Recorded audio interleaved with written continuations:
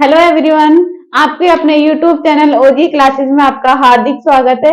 हम यहाँ SSC GD के प्रीवियस क्वेश्चंस हिंदी के प्रैक्टिस सेट देख रहे थे, तो प्रैक्टिस सेट 10 कर लिए थे। आज हम प्रैक्टिस सेट 11 करेंगे, तो शुरू करें। चलिए,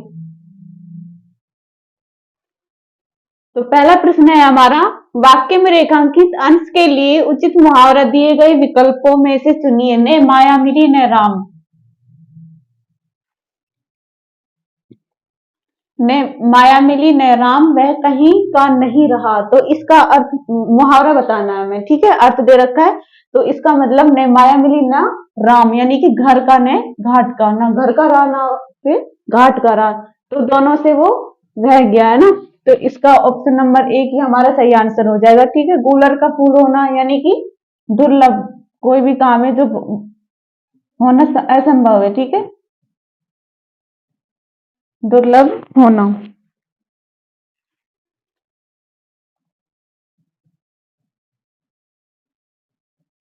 चल बसना यानी कि मृत्यु होना, और घड़ो पानी पड़ना यानी कि बिल्कुल बेशर्म होना, ठीक है। आगे देखो,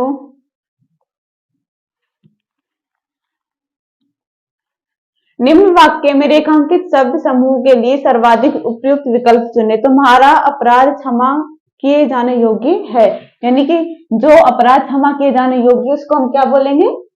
क्षम्य, ठीक है। और जो क्षमा करने योग्य ना हो उसको हम बोलेंगे अक्षम्य। तो हमारा सही आंसर तो क्या हो जाएगा? ऑप्शन नंबर 3, ठीक है। आगे, निम्नलिखित विकल्पों में से जो उचित समय पर न हो, वाक्यांश के लिए एक सार्थक शब्द क्या होगा? जो उचित समय पर नहीं हो, सही समय पर नहीं हो, है ना, उसको क्या बोलेंगे हम? नहीं होगा, नहीं हो उसको बोलेंगे असामयिक, और जो उचित समय पर हो जाए वो काम उसको क्या बोलेंगे? सामयिक। तो ऑप्शन 2 हमारा सही आंसर हो जाएगा। आगे, समझ बूझकर काम करना चाहिए। विकल्पों में से चुनकर बताइए कि उक्त वाक्य में रेखांकित पद किस प्रकार की क्रिया है। तो समझ बूझकर, अब यहाँ पे जो क्रिया है ना वो किस प्रकार की क्रिया है वो बतानी है हमें, ठीक है।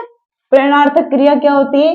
जिसमें कोई भी काम खुद ना करके किसी अन्य से करवाया जा रहा हो, ठीक है। तो इसमें तो समझ बूझकर जो इसकी जो ध्वनि है ना वो समान दिखाई दे, है ना, तो उसमें ये क्या है? पुनरुक्त क्रिया है दोनों, ठीक है, समझ बूझकर। आगे, निम्नलिखित वाक्य के किस शब्द में अशुद्धि है? प्रत्येक छोटी मोटी विशेषता को देखनी चाहिए। अब ये वाक्य है, इसमें हमें क्या बताना है? अशुद्ध भाग। तो पहला देखो ऑप्शन चाहिए, तो ये तो वर्तनी की दृष्टि से बिल्कुल सही है ना, प्रत्येक भी ठीक है। और ये जो देखनी है ना, इसके स्थान पर क्या आना चाहिए था?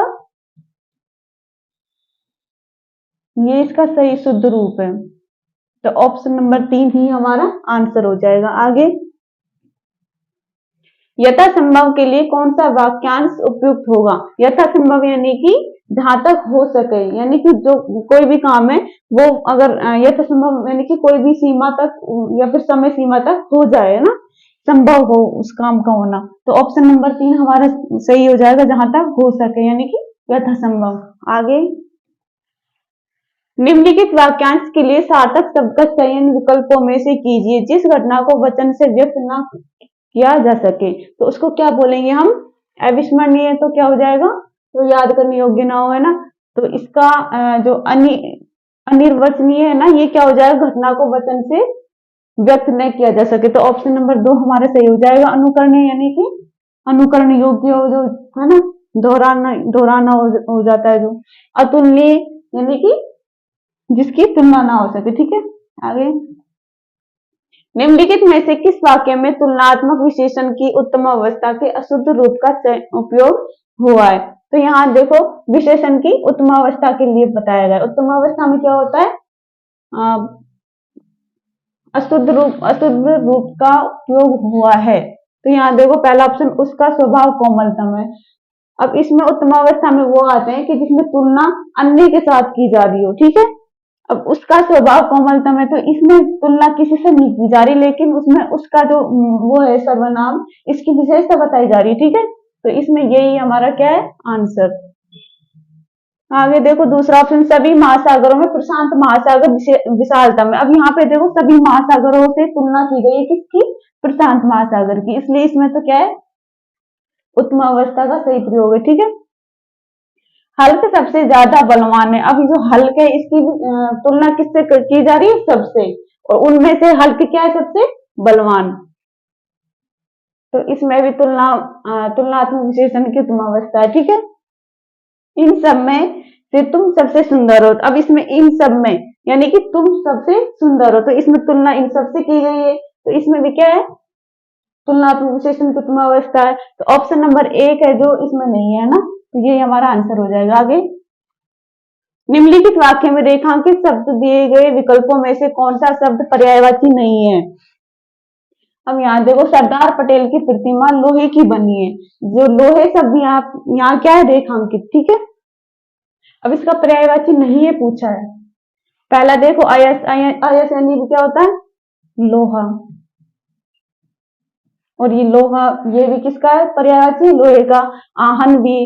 और ये जो ला है ना, ये किसका है? लाख, जो पदार्थ होता है ना, लाख की चूड़ियां बनाई जाती है, वो लाख है। तो इसका आंसर भी हो जाएगा, ये पर्यायवाची नहीं है इसका।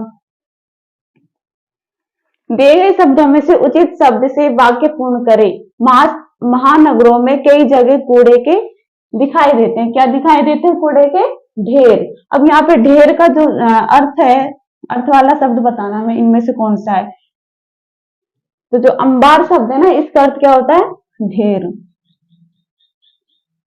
तो यहाँ क्या आएगा? अंबार। अब हो जाएगा ये वाक्य, महानगरों में कई जगह कूड़े के अंबार दिखाई देते हैं, यानी कि ढेर दिखाई देते हैं। आगे, निम्नलिखित में से किस वाक्य में अग्रज के सही विलोम शब्द का उपयोग हुआ है? अग्रज यानी कि जो पहले जन्मा हो।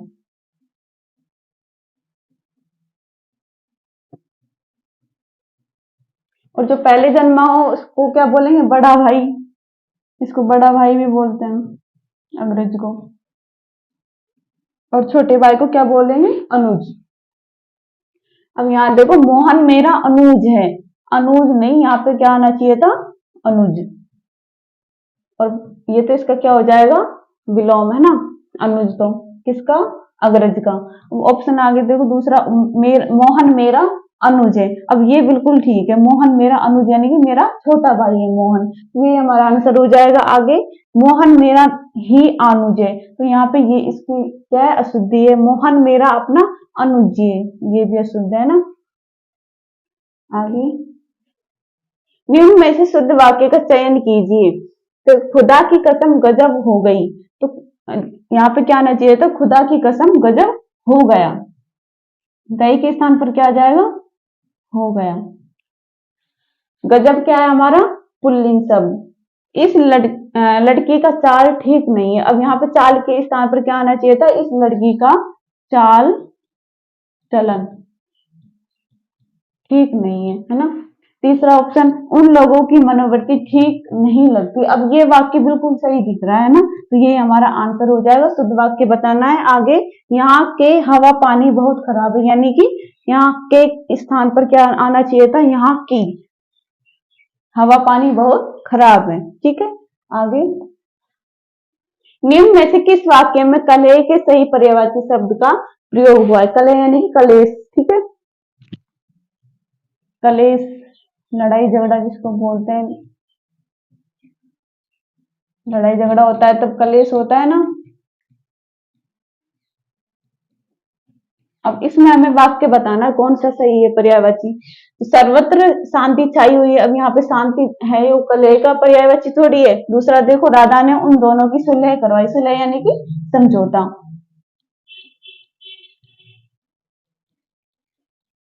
हमें क्या बताना है? पर्यायवाची कलह का बताना। निशा का सुजय से कोई रिश्ता नहीं। रिश्ता यानी कि नाता, इसमें भी पर्यायवाची नहीं है कलह का। रतन और मयंक के बीच कल विवाद हो गया। विवाद यानी कि झगड़ा हो गया, ठीक है।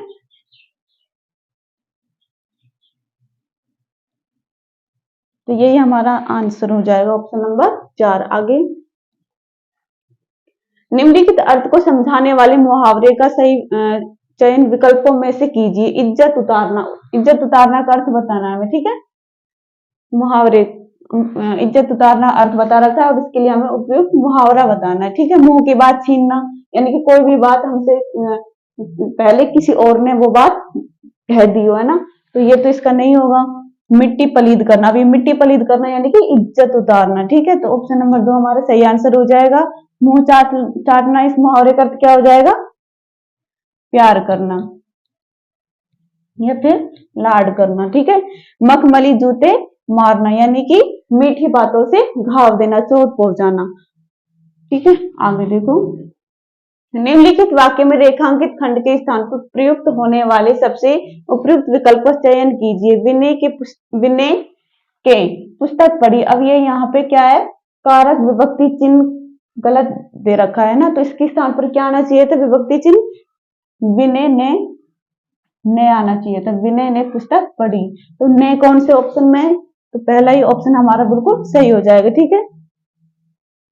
आगे, okay, thanks for watching this class. अगर आपको हमारी वीडियो अच्छी लगी हो तो प्लीज हमारे चैनल को लाइक एंड सब्सक्राइब कीजिए। Thank you.